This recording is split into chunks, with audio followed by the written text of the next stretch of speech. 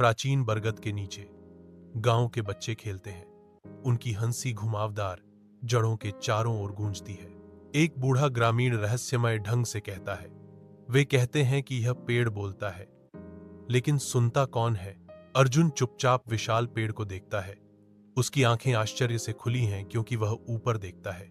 अविराम धूप के नीचे एक बंजर खेत अंतहीन रूप से फैला हुआ है, जिसकी फटी हुई मिट्टी सूखे और निराशा का प्रमाण है। अर्जुन प्राचीन पेड़ की ओर लड़खड़ाता है। उसके कंधे गांव के दुख के भार से झुके हुए हैं। प्राचीन वृक्ष के पास पहुंचकर अर्जुन फुसफुसाते हैं। उनकी आवाज निराशा से भरी हुई है। वृक्ष दादा, पानी नहीं है, हर कोई रो रहा है। एक लुभावनी दृश्य प्रकट होता है क्योंकि ग्रामीण इकट्ठा होते हैं, एक नए झरने को अपने संसार में गिरते हुए देखते हैं। अर्जुन की आवाज उम्मीद से गूंजती है। पेड़ दादा ने हमें सुना है।